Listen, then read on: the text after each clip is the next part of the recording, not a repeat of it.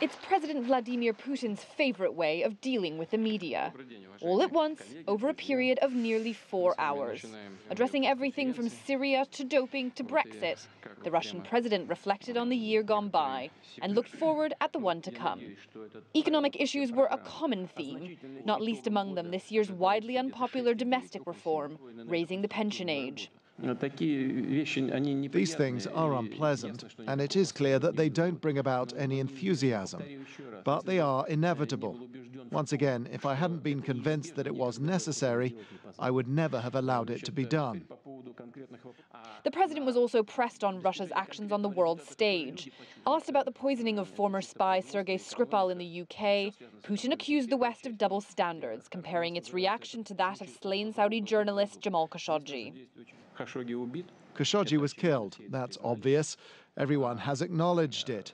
Skripal, thank God, lives. Nevertheless, in relation to Russia, there are sanctions. They're still talking about it endlessly. And in the Khashoggi case, complete silence. It is a politicized, Russia-phobic approach. The question and answer session continued like this for hours. This year, President Putin answered 61 questions from Russian and international journalists. The Kremlin says the event is evidence that Russia values media freedom, but critics say it's a game of smoke and mirrors. Idea number one was to eliminate real communication with professional media. Because this press conference, there is no dialogue, no communication.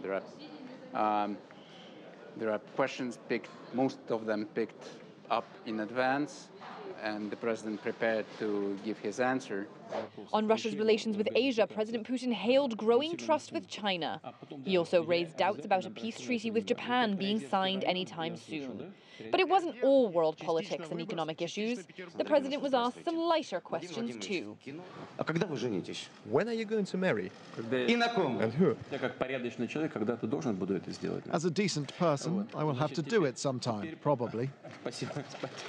At just under 4 hours, it wasn't Putin's longest press conference, but with 5 more years of his presidential term, his record could still be broken. Julia Chapman, CGTN, Moscow.